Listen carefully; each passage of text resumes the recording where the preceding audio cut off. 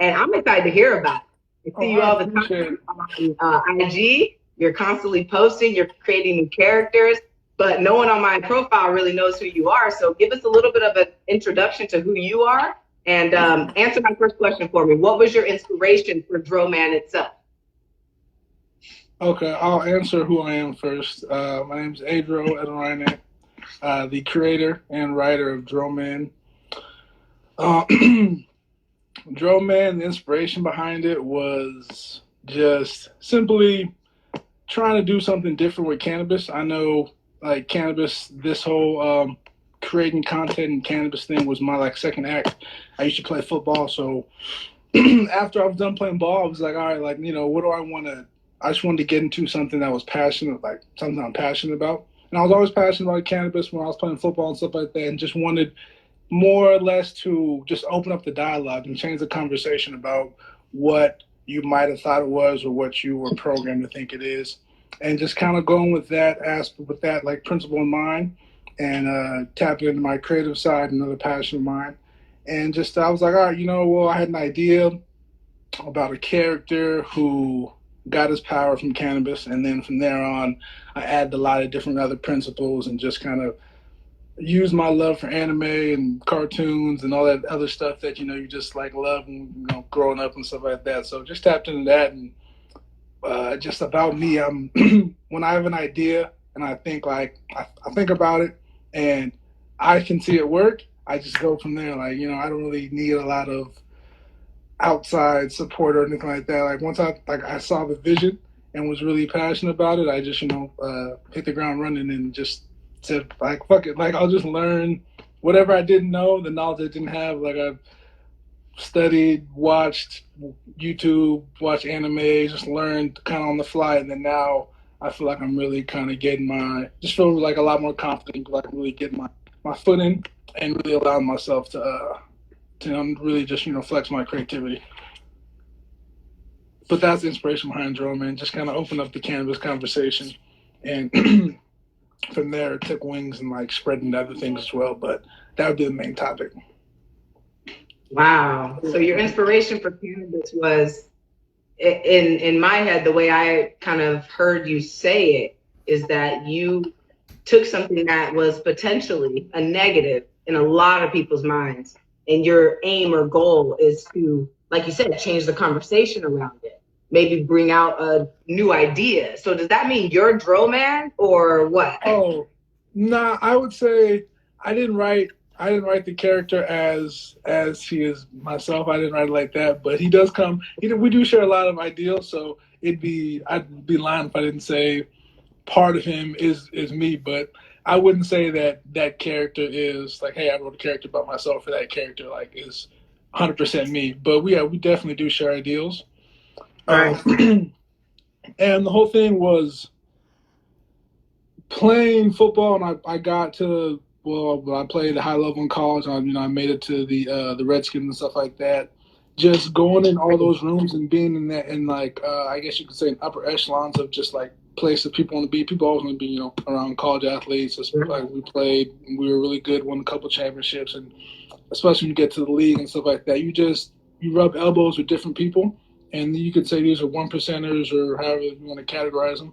But I noticed that these guys smoke a lot of weed, man. Like a lot of people smoke a lot of weed. So I was just sitting there thinking, like, that's just funny that we can't talk about it. And I mean, you're in real estate, you know that timing and is a big part of everything. Timing is very huge. So I just knew we had a really big opportunity. Like when I was, when I first started smoking, my first time smoking was second semester of senior year. So after I got my scholarship and all that other stuff. So I was like, I was always thinking like, yo, this is crazy because weed was cool with me. I was like, oh, I like weed way better than drinking. Like, I'm still not a big drinker still this day. Yeah. So I was like, yo, weed cool. Like, I'm like, this is wild. For the rest of my life, people are not gonna like this.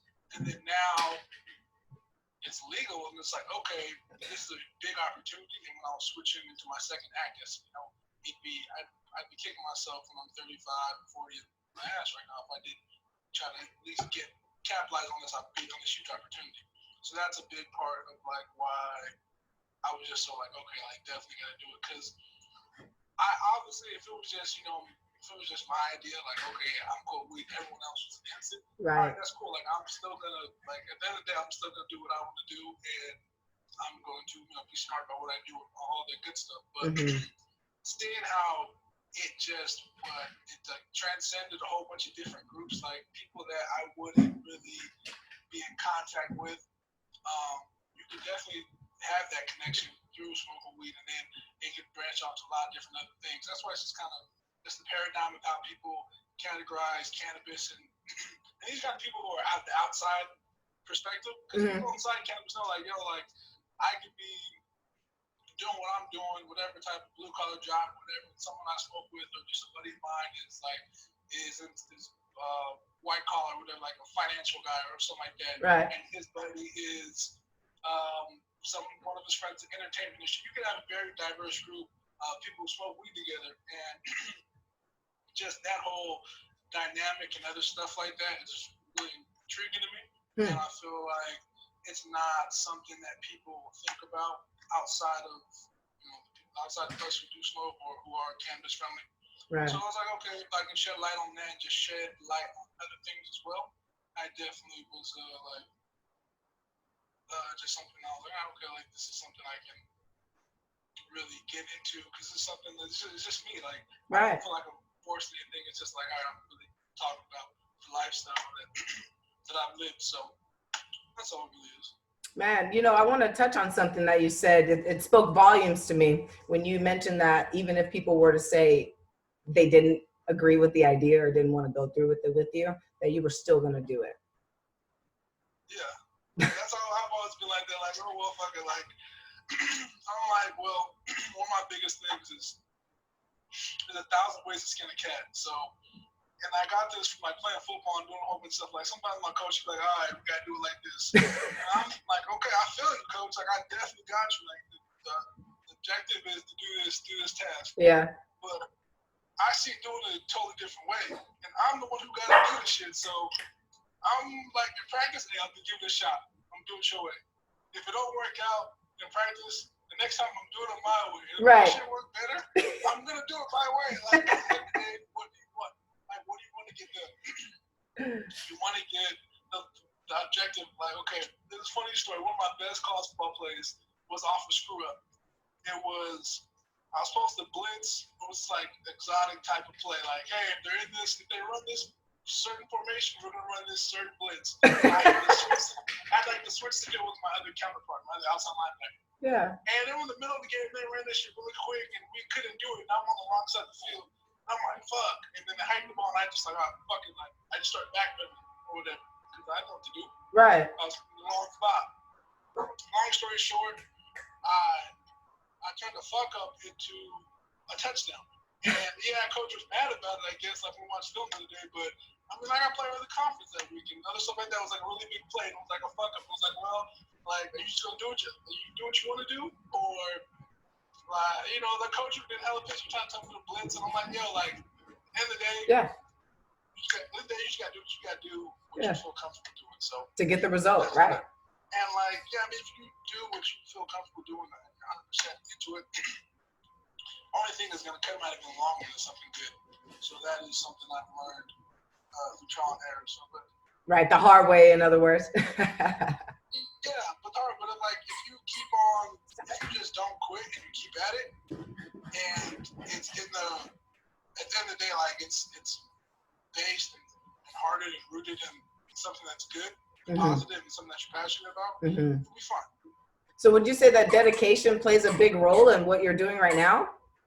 You know, being dedicated to your craft and going like all in. Would you say you put like every ounce of your being into what you're creating right now? Oh, definitely. And I did it in a way that it's not, that's a big thing. Like, this is more of a lifestyle type of thing that I'm producing. So it's not really that hard. I'm just really talking like we're talking now, but just putting it in a different form. And that's why it doesn't feel so, that's why it's just so fun. Like, every day I can, it's just really fun doing I'm doing, so it does really, like, the time and everything like that goes by really quick. Like, I just don't. You lose all kind of constructs of other stuff just because like you're so just involved in what you're doing. Like, okay, I have a plan, I have a vision, and it's something I see every day. I think about every day. So once I've been starting this for the last couple of years, there hasn't been a day my mind hasn't been going about doing this and doing that and doing other stuff with JroMan. So it's definitely it's just a passion of mine. So I don't feel like you work. Like anywhere you're just expressing yourself type of thing. So that's why I try to build it like that. And I'm glad that it's coming off because, I'm really passionate about stuff like that about it. Because I am. But to me, it just feels like, all right, you're living your life and you're not doing it under wraps. Because when I smoked in college or smoked, I was a drinking, like you kind of do it under wraps. Right. Because it wasn't accepted. But drinking was fine. Like, we had recruits come and not like they pushed it or anything like that, but it wasn't like they were gonna get mad at you. Like we had these are high school kids, seniors were like that going on their college trip or they could be done like whatever. Just it's probably after they're done with there's like I did initial trip, second semester senior year. You go out and stuff like that. It's like all right, like you're at college party. Like you think I'm about to sit there and tell you, hey, like watch everything you do and say, hey, no, you can't drink. Like, bro, you know what I'm saying? You're about to go on the team next year if you commit here, so. Like, enjoy yourself. Do, like, what people do. And, like, I just don't understand why, I just don't understand why it's such a big, like, people get in trouble for possession. Like, if you do something dumb, like, you smoke weed, do something stupid, hey, it's kind of on you for doing something stupid. But you get in trouble for really possession, which is just crazy to me. But, without intent to sell, right? Oh, yeah, I'm not even talking about intent. I'm talking about possession of, like, okay, you have weed and you get pulled over like that, like back in 2013, 14, college, like 12 and shit like that, you're gonna get in big trouble. But if they pull you over and you're a minor and you have like Bud Lights or a bottle of vodka or whatever like that, you get a ticket, MIP, minor possession, you go home. You don't like you have some weed on you, a bomb, take you to the station, which is crazy. I went to school and I was a law criminology major. So I was in class with all these, people who are cops and stuff like that. All my professors were Justice Department, stuff like that, law enforcement. So I would always talk to them about it, like, yo, this is just kind of crazy. Yeah. Like, one of my teachers was a cop, and he was like, yo, I was a dick. Like, I'd go through on the bottom if I found any seeds. He would just talk about, he was an old THP guy. And I'm just like, bruh. I'm in class like, man, how many times did you go to a scene of drunk driving accident and it be just look like something out of a horse? Right. Disgusting. And no one would blink twice. We still show the Bud Light ads on TV and like all the other stuff. So that's always been just something fascinating to me, how we can shun something but hold something else in such high regard. Right. And the same reasons why we shun something, we don't hold the other thing. We don't shun the thing in high regard when we do. If you're talking about damage and quote unquote bad for the body and other stuff like that. So, right. But I'm not a scientist. That's true. No, I definitely get your point, brother. So, I have a question for you. What is the message that you want to send to people with JroMan? Okay, with the comic, the JroMan comic is going to be simple. Like, the first message I want to send was just really cannabis related. Mm-hmm. Hey, just to show the structure of how cannabis is, how it can be legalized. I show a picture of how it can be legalized and it can work in a society, but also show the reasons we are demonizing it are comical, kind of just show like the funny side of that. Okay. But then also now we're getting to the part of I'm not trying to beat people over the head with like you get it from smoke. You get some jump. It's not even about smoke. It's really kind of right. Philosophy. Like, all right, this is just something you don't like. So awesome. You're doing something you don't like. It's fine to like for other people to have other stuff. It's okay for people to have choices. That's kind of the basis of it. But after I get off my cannabis use, the next thing I'm doing is I'm really putting I'm shedding light on just creatives I find fascinating, creatives that I admire and I like what they do. Yeah. I'm putting them in my comic book world. So episode 4, you kind of really get to see where I'm taking it in the book of rap. You see 2 characters that I did. It's funny. I wrote this a minute ago, and then once we're in production, Uzi dropped his album, so it was kind of like just perfect timing. But right. I did, Uzi and Playboy Cardi, they were in episode 4 of the book of rap. And that's just kind of to shed light on kind of what I'm trying to do. I'm trying to take, although they're musicians, I'm trying to take just some of my favorite creatives and switch them into show. Like I listen to music, and the music will really paint the story in my head, and then from there I'll write it, and that's kind of how I provide like your power or how you're going to be set inside my comic book world or anything like that. I just kind of I just take your art and I digest it, and then kind of wherever my creative thoughts go, that's where I go, and I kind of how I set you in the comic world. So I got a lot of people that I want to put in, a lot of like places and settings. Right. And it's just trying to. The biggest thing is not trying to overwork my artist. Because I work with a great guy, Daryl Davis, out of Memphis. He did the last book, and just trying not to overwork him with, because writing and stuff like that, I can write a script. Like you can write these scripts, you can bust them out, right? But then you don't overload your artists and other stuff like that. So I'm just trying to pace it and really get better with my storytelling and stuff like that. So writing and then reading it, and then taking this part and let that add some really good hooks and just different stuff like that to keep the consumer, the reader, just really on their toes, intrigued on on this journey. Right. Just where I'm trying to take from. I'm trying to show you not my political views, but show you just kind of my cannabis views, and then show you just an array of different creatives and kind of how cannabis, creativity, and just a lot of different things are all intertwined, and just how you have just share different perspectives on things. Put these characters that I'm creating in situations that the reader can align himself with, and to see, hey, maybe if I was in a situation, I would do it like the character did, or maybe I would do it differently, or something like that. So that's just kind of what I'm trying to do. So there's real life situations, things that can happen on Earth that happen. Well, it'll be more of a parallel type of thing. Okay, so parallel. Yeah, just because at the heart of it is anime. And so we're going to be dramatized on certain things. So I would, but at the same time, I do use real life. The setting was in front of the hometown. Oh shoot! Okay. Before the whole virus and everything went on, they sullied their name, but yeah. So there's definitely going to be real life situations I believe you can relate to, but then other times you're going to be stuff that you don't have power, so obviously you can certain things you can't relate to, but you can try to, So almost like visualization, like when you can visualize. Let's say I like a real awesome superhero. Mine has always been. She's not a superhero, but her name is Trinity from The Matrix. I've always loved her.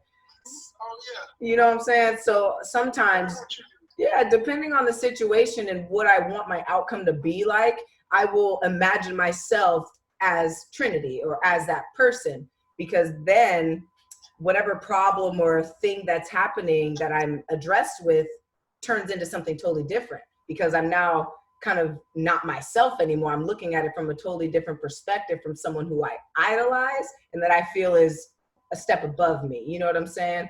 So I get how your readers could easily do the same thing with the characters. Yeah, definitely. Sometimes it takes different media or mediums, it takes a different medium for you to take yourself out of the situation and look at it from above.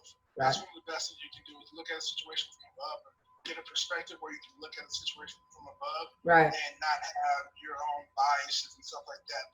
Look at it from above, you can decide, hey, maybe it's better, because you can see the task that you want. So maybe it's better for me to do a certain thing this way. All right, how do I go about doing this thing this way? And that's okay, you get that clarity because you're stepping above or back, and you're seeing just a fuller perspective. So I definitely can relate to that, and hope people can relate to that People will. I have no doubt about it. So tell me this, man. How hard is it to run a comic business? You know, I've never met anyone that's done this before.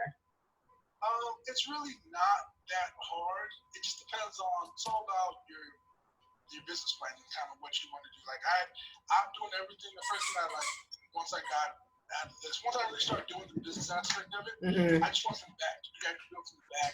Gotcha. So what's the final goal that you want, and then you build from there.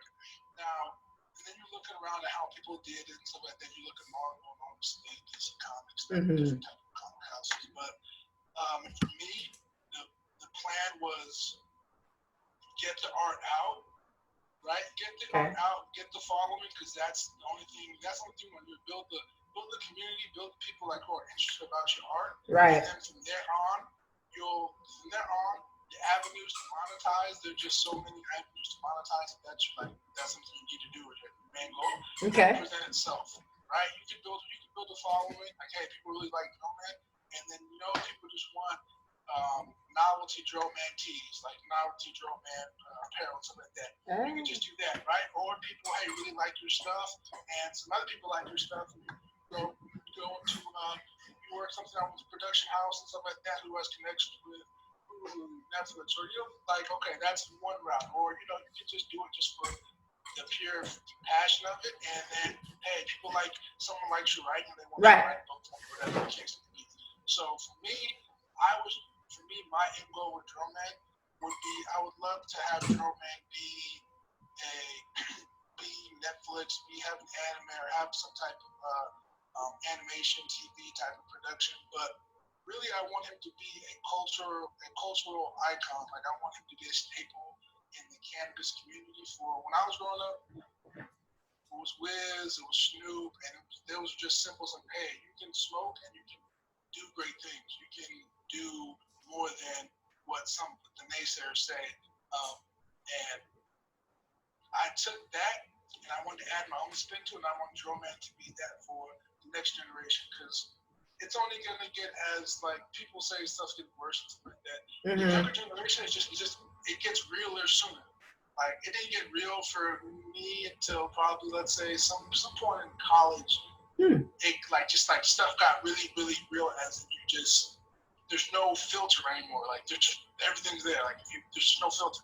Gotcha. And it's just in the bar, because of how connected we are, it just gets lower and lower. Right. So I don't think we're pushing cannabis or pushing anything else on kids more than we are in any other generation. It's real now. Like, you can just see it, and the advertising is, like, everyone's connected to advertising. So, and how we post stuff and how we do stuff. So there's no barometer that says, hey, you can't follow my page unless you're this age or whatever like that. And you know what I'm saying? Like, the last like bar was professional athletes. That's one of the big things they don't talk about. But that's true. Why NFL was like, oh, we don't want more players smoking weed like other leagues, because we're role models for the kids. Right. So once kind of like, okay, like, if we use them to advertise everything else, do other stuff, so it's only inevitable for them to advertise. LeBron advertises Sprite, so it's not hard to think later on someone's going to advertise, and he drinks wine all the time. You know what I'm saying? So it's not hard to say, hey, endorse this cannabis product, and then now you know what I'm saying, kids are going to be, it's a whole type of weird thing, but right. But yeah, that's I forgot what I was gonna go with that. No problem. I asked you how difficult is it to run this business, and you answered it beautifully. Oh yeah, and then just once you figure out what you want to do and how you do it from the back.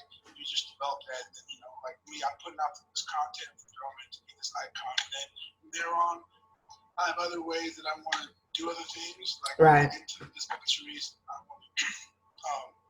If I can do, like I said, do animation. Also, I do the clothing, and the clothing is really just representing our lifestyle and just really showing kind of just a more of an artsy type of. I wouldn't say artsy, but just more my spin on it.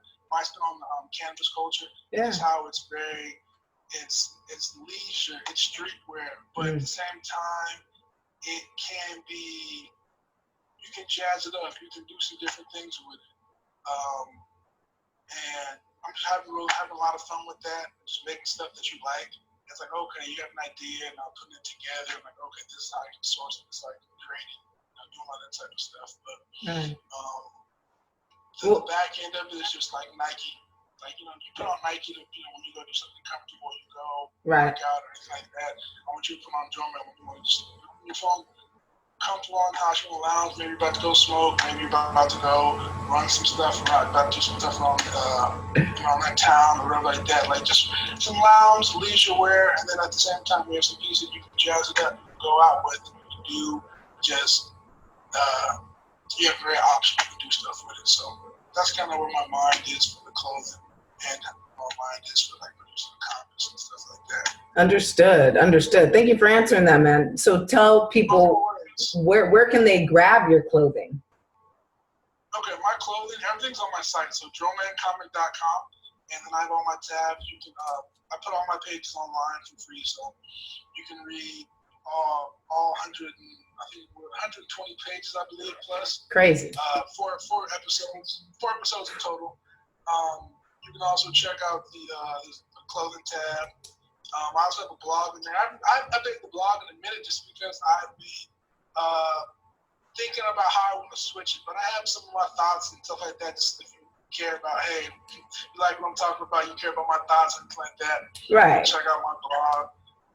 But everything's online. I try to centralize everything on one hub, so DroManComic.com, and then you can look at the shop tab, gallery tab, the blog as well, and the contact if you know what write me a nice email or something. Perfect. And I'm gonna put that down here when I edit the video. That'll be right here for everyone so they can see it spelled out and get right to it, man, and start supporting you, because what you're doing is awesome. You're bringing light to something that has so much darkness attached to it for so long.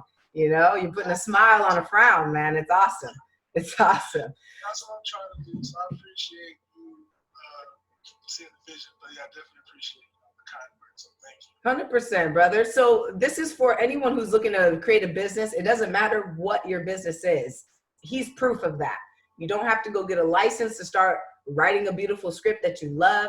You don't have to get a license or there's no requirement for you to start your business other than the dedication, the will to go all in and to dedicate everything that you have to it. Begin with the end in mind. That's what Ejiro just said. And that's what a lot of millionaires and billionaires say. You have to begin with the end in mind. Super easy. And also you mentioned research who else is killing it. That's key right there, right? Because you're looking at, you spoke about Marvel, DC. I mean, you're looking at the top of the top and seeing how they work their system, and you just modeled that, right?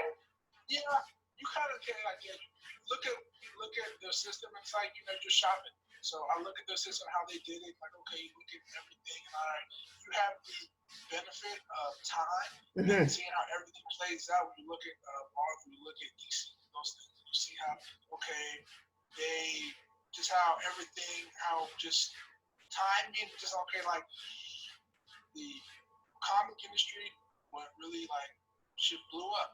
And then it went to a point where a lot of people started going bankrupt because time switched.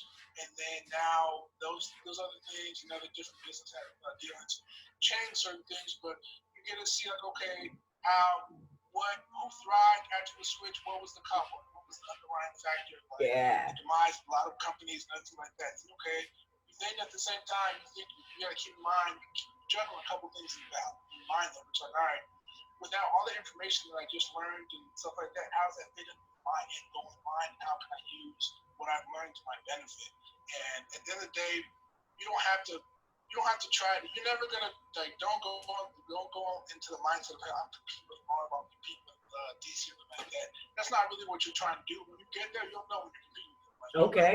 At first, what you're trying to do is you're trying to learn from them, and you're trying not to make the same mistakes they did when they first started out. Wow. But and then for me, I'm just trying to learn. I learn from those big guys. Okay, I take my knowledge and because at the end of the day, you're the one doing it, so you got to take your feelings into account.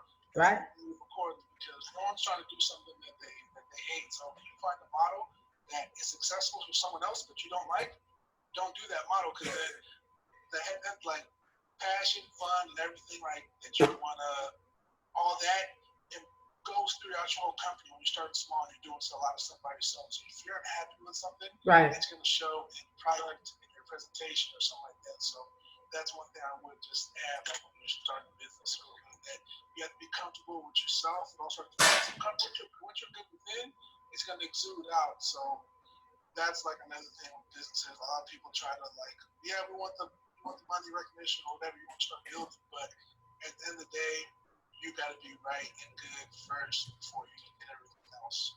You know, to be right and good. So Beautiful. Anyone who just heard that, that's key right there. I would write everything he just said down. That's super key, because this man is starting a business in comic world. This is just wild to me, brother. Okay, wait, tell me this. Did you have to do patenting, legal work? You know, you had to do all that stuff to make sure that no one could steal your idea, right? yeah. Okay. That's another thing. Once you get one, like with the back in mind, you know what you want to do. So I think, okay, I want to do clothes, and I know I want to get into my entertainment and stuff like that. So when you do your copyright and your trademark, Yes. you want to keep that in mind, and so you know what class it is to class of the file as, because there are different classes for copyright. Copyright is really easy though, like it's imaging and something like that. Trademarking, you trademark your name, you trademark your image. Yeah, there's different classes. So class was 12 or something, like 15, whatever. It's like clothes, socks, beanies, your shirts, and stuff like that. There's a different class for entertainment and stuff like that. Okay. So you want to do that, and you want to have a solid. I'll tell you from my mistakes. You want to have a solid idea of like imagery that you want your company to be in, because it is expensive to do all this, and then you have to add stuff if you change your logo or change Right. your name or something like that. So that is one thing I would say. Just kind of have be firm, and when you're firm with your idea, then I would say that's when you hit up the lawyer. You want up counsel. That's a great app to use, up counsel for. You will find different lawyers to do different trademarks for you and stuff like that. Okay. Yeah, so that's why I do trademarks, and I copyrighted Yeah. images. Copyright. You copyright your stuff for clothing, and things like that. But one thing I will say is, if money, which is always an issue, not an issue, but money is a finite resource, and that is something that is something that you're deciding on where to allocate your resources.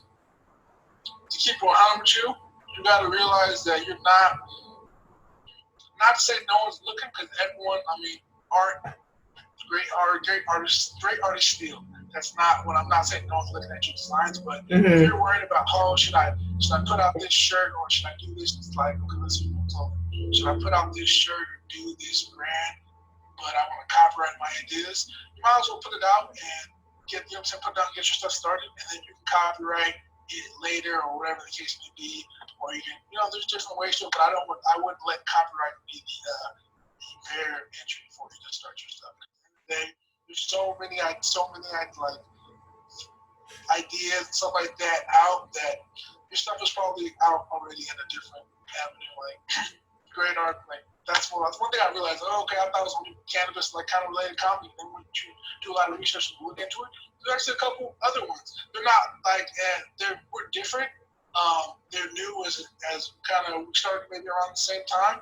But I was like, oh, okay, cool. Like if I would have been hesitant, like, oh, like if I would have done, it's like, oh, because at first I'm thinking, oh, I'm the only person doing this, whatever. No, right. Like da da da da. But my pops is like, hey, you're gonna do this. You should probably do it right and stuff like that. So he was really encouraging me to get all this stuff trademarked and get like kind of just put like I'm sending my scripts to be copyrighted. So that's like a big thing for writing. You send in your scripts to transcripts copyrighted. So, right.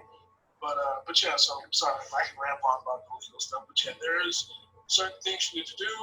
I would just say you don't have to do those right away. You can wait a little bit, but definitely research and keep it in mind. Absolutely. That's great advice for people. And what you said as well, when you mentioned, you know, don't let something so small as copyright. Copywriting isn't small, right? It obviously protects you and your idea. However, just don't let something like that be the barrier and that limit of like, okay, I can't do anything else until I get this. That's what a lot of people do. And all that is an excuse. In reality, we look for those excuses because therefore we can say, hey, we are not responsible for the result anymore, right? If I say, well, shit, they didn't patent my stuff, so now I can't create my business, you know what I'm saying? I can recreate what I wanted patented. You know what I mean? I can do something else or even just continue on and leave that for later, wait until something is going to have a major impact. So I love that you said that. Don't let something so tiny stop you. For me, my excuse before I started making more videos was the quality. I was like, damn, I'm recording everything from my phone. I have no professional camera. I don't have a light. I don't have a microphone. You know, every excuse in the book that I could come up with, I did. And until I realized, dude, you're so stupid. How many people have you seen on YouTube with shitty quality, shitty video, and they got 100,000 views? It just didn't make any sense. So I had to cut that shit out. And that's a slap in the face for a lot of people. Cut that stuff out. If you're limiting yourself on taking action, that's up to you. You're choosing that. So adapt a different idea, like Ejiro and I are talking about. Just adapt a different idea. Just because one portion of it can't be done doesn't mean that you can't go ahead and dial in 8, 9, and 10. Okay. So how do you make money, Ejiro? Do you make money when people type in JroManComic.com and just go on the website, or do you make money when they buy your clothing? Like, how does that work for you? Okay, so this is what it was. So I did a long bet. So for the JroMan, for the comic part of it, I did a long bet. First book was the production. I wanted to do books. Like, how can I? Like, I had to create it in my mind. So I'm not saying this is the best business plan for y'all, or whatever it should be. But first thing was, JroMan was number 2. I have a good job. So JroMan's number 2. So, okay, like, all right, with how much resources can I allocate to building this idea? Because long form, JroMan's going to, like, let's say, my mind, that's it. Okay, if you were to put a number that's crazy to you, if I were to put $100,000 of my own money into JroMan, right? It's crazy amount. It's a big, large amount of money just for you to put in $100,000 up front. Like over, let's say it takes me 10 years or whatever, right? That's the total number it takes me to put into JroMan, right? $100,000, right? And then it pops, and then it goes boom, like it does what I think it can do, right? That would be a pebble in this huge ocean that JroMan can be. And I told you, JroMan, I'm trying to make JroMan a cultural icon. So that's not only shirts, that's not only TV, that's just a lot of different revenue sources from JroMan. So first thing I tried to do was build it, right? So I built it on the first one. Then after I built it, I was like, okay, the first one I overwrote. I think it was like my first comic was like 50 or it was a lot of pages. Like it was almost a graphic novel, just so much. So I overwrote, right? Right. The whole thing was, all right, get this out and just see how it's going to do. People liked it. People like loved it, stuff like that. And it was cool. Like, all right, that was cool, stuff like that. That told me like, hey, you're the right way. But now, once you build it, now it's like, now I got to the business part. How do I make this scalable? How do I make money off JroMan? If I wanted to do it, just give some options. So I went with number 2, wrote a lot less, and I did it in black and white. And I wanted to see, I made it very scalable. Like, okay, financially, I can print these out at little to no cost, really, right? Okay, so that, all right, cool. I got my scale, the price all the way down. So now I'm not spending this much money overhead. The drawn price, that's a set fee. So right. For having someone draw, that's a set fee. That's not something that, I mean, the set fee is a set fee. It's not, you negotiate with it, but it's not like, it was great. It was a good price. Yeah. I was working with. So I got those 2 prices, those 2 variables down and set to a place where, okay, now how do I want to do this? That's my next thing. Do I want to just sell it by itself? Or do I want to do at the end of the day, I'm thinking long term forward, right? So I have a clothing company that I want to start. So the best thing to do is to give the consumer the most bang for their buck. This is my business plan, the most bang for the buck, right? And all right, pair this dope shirt with a free comic, and then you put the cost of the comic into the shirt. Now you're not going to sell as, and then okay, like, all right, okay, now you're trying to do, now it's a numbers game. Okay, I'm like, all right, I'm trying to sell X amount of comics or X amount of shirts to do whatever the case may be, right? And it's like, okay, then the next phase of my business was, okay, I want to sell the comic, yes, but what's more important than selling the comic is getting the comic out there, getting the views, getting eyes on it, getting people like interested. Interested, immersed in what I'm trying to do. Right. So that's why I came up with the idea of just putting it all out for free. So I put it all out for free, and people who like it can stay around and hang out with it, because in the long run, when I come down and I'm sitting down next to an executive and they're telling me, all right, I'm doing my pitch, like, okay, how do we know that people like your idea? I can show, hey, this is the amount of followers or mentioned. They're like, okay, that's what that's the long run of it, right? Now, the more lucrative part of it is the clothing. And now with the clothing I'm doing, just, if you've been paying attention to my clothing, I just switched from pairing everything together to now being more of a streetwear brand. Okay. Which is what I wanted to do, and that just allows me to really not have to squeeze all my ideas into a JroMan avenue. But that also gives me the option and just the room to do JroMan specific items and stuff like that as well. And that's what I'm going to pair the comic and shirts with. And then with the clothing and stuff like that, everything, like, I made some good money off the clothing, just like selling it to other people who just friends, family, support. But then, you get into marketing and stuff like that, Facebook ads, Instagram ads, scaling your business like that. Yeah. So that's where I'm in right now. I'm scaling my Instagram ads and stuff like that, and really just learning and immersing myself in marketing. Right. But also, I just got to that part because I wanted to do everything. Like I said, I'm back in force, so I wanted to get my system, just the infrastructure in place to do the clothes. Okay, now I have my set of artists who I like to deal with, do my designs. I have my shops who I go to get the designs put on, and I have my manufacturer where I get blanks from and stuff like that. Perfect. So that's just like, and then there's a lot of people around, a lot of stuff around, but then you have to develop relationships, so you're getting develop relationships and research, so you're getting a good price. So now that I know I'm getting a good price, and I know I'm getting quality work, now it's okay. I can really ramp up and shoot my ideas now, because all your work done was capital. So that's like that's what I didn't want to be. You don't want to have capital and not know what to do with it. And you don't want to. Then I didn't want to not have capital and not know what to do with it. So I went around and figured out how to do stuff and paid money and overspending. Sometimes overpaid, whatever. Right. I gotta do it. I can't just think about it, write it down, just like, okay, this looks good. I gotta get my hands in the mud and do it. So now that I have everything set up, I can really just scale and go at a pace that I want to now, or I can make more progress towards the pace I want to get at. So that's kind of when it comes like the business and stuff like that. And revenue, yeah. How do I make money and stuff like that? That's like the comic is the line. I don't know if I feel like you probably listen to Gary Vee. I feel like all entrepreneurs should listen to Gary Vee. Just of course. You need that serendipity. You need just some a shot of positivity in the arm. He's talking about the Jets. That's a long way. He's talking about the Jets. Like, right. JroMan being a cultural icon is the Jets. You get what I'm saying?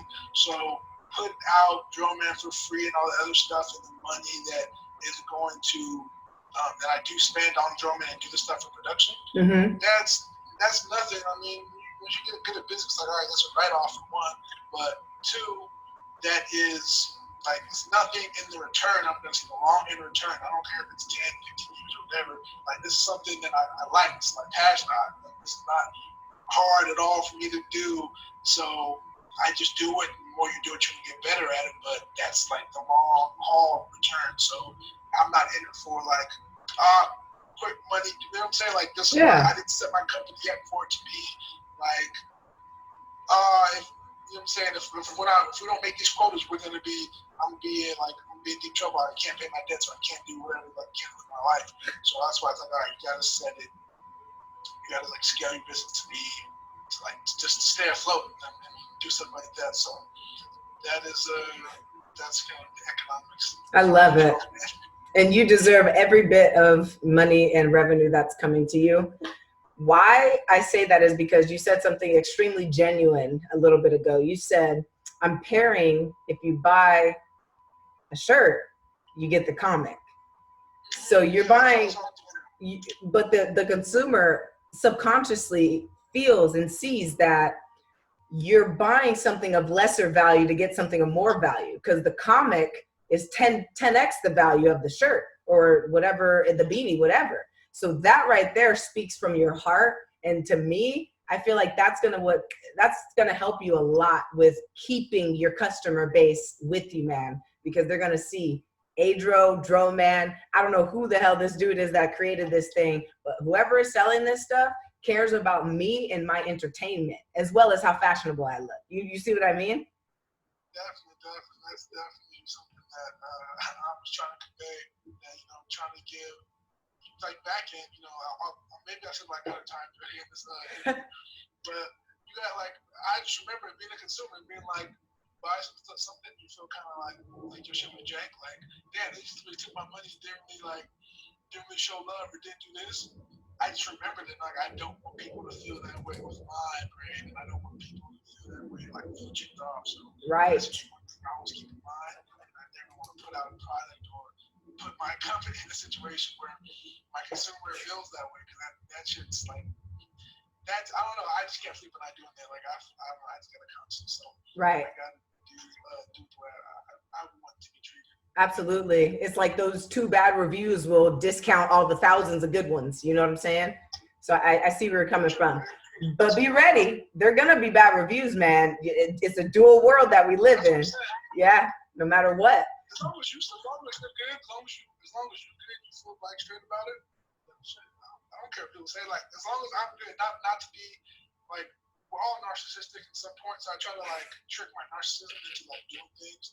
Like, hey, why'd you do that nice thing for somebody? Because it made me feel good. Like, like, not that I don't like doing nice things, but at the end of the day, too, I trick my mind. Like, hey, I did that nice thing. Right. Because I feel good. So, like, there's a little bit of narcissism in that, because I feel good doing that nice thing for you. So, like, with business, I don't feel like, I feel good doing good business. I have to do good business, because I feel good. You can do bad business with me, like, that's on you, but I have to do good business because that's the way I operate in, so I can sleep at night. Like, so I got you, man. It shut off on IG, so give me 1 sec. I'm gonna unplug my computer. It went off on IG. Hold on 1 second, brother. Let me get you on my computer audio real quick. Can you hear me, love? Can you hear me? Thumbs up if you can hear me. I'm good now. Now we're good now. Remember, I had it on mute and I had I was on live, and the live went out. Yeah, I guess IG live only lasts for an hour. You only get an hour. Yeah, you only get a certain amount. So yeah, no worries. I was just I had to put you back so I can hear you. No, you're good, man. I'm glad that we're on here. So that's perfect, brother. What you did, I'm so happy that we did this, man. Are you willing to do, maybe once a month and just update my following with your following on kind of what's happening?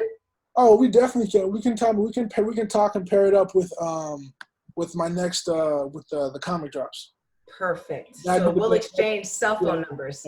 Yeah, exactly. Yeah. I was gonna send you my info too when we're done with this. But yeah, so yeah, we can do something like that, because it was a pleasure talking to you, and definitely we can just go from there and do that, because I'm getting better as time goes on too, so I'll probably have it dialed in more. So it'll be like a clothing drop with a comic drop and everything we pair it up. Because sometimes just doing it not doing the fly, but getting things, juggling a couple things, I'll have the clothes will be ready before the comic, and it's like, all right, I have a bug where it's like, I don't want to be lazy. I don't want to be lazy to my business. I don't want to be lazy in life. So right. I have the clothes ready.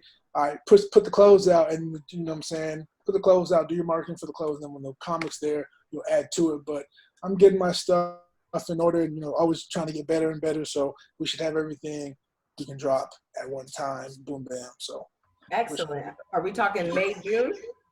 Yeah, we'll do definitely with everything that's going on, because that's one thing that's going on. My clothing manufacturer, I don't know. I think they might be down on shop. Are But they they're in like, China? yeah, no. It's out in Carson. So, but they have with the stay-at-home orders, I don't know. They're not an essential business, so I don't. I got tapped on my guy. And, Okay, talked to him no and see, rush. yeah, but besides that, I mean, I still have some. I'm out about 50% for my last drop, so we still have some stuff. So in May, we can definitely link and we can talk, and I can tell you what I got in store and stuff like that. So we'll talk about it for sure. Sounds good, Ejiro. Well, then we'll keep in touch, my friend. Thank you for so coming much. on. Mm-hmm. People, I know that people took something good away from this, man. So you helped a lot of people today, people who might have been stuck and, not knowing where to go. I'm pretty sure that seeing how humble that you are and how dedicated you are sparked something in someone, okay? I hope it did. Recording or not. I hope it did. So 100%. Thank you for having me on. I really appreciate it. And like I said, we'll talk off of this, and then You're welcome. All right, everybody, visit JroManComic.com and then follow JroMan at JroMan Comic, right? Yeah, or Corp and Clothing. So just JroMan and then Comic, Corp, Clothing, anything JroMan you want. Just that's the abbreviation of whatever. And anything after JroMan, just type in JroMan. JroMan, and you found it. And then mine is Makaiza K. You probably already know that. Thank you again, Ejiro. Much love to you, brother, and I'll see you soon, man. Definitely. All right, talk to you soon. All right, later, brother.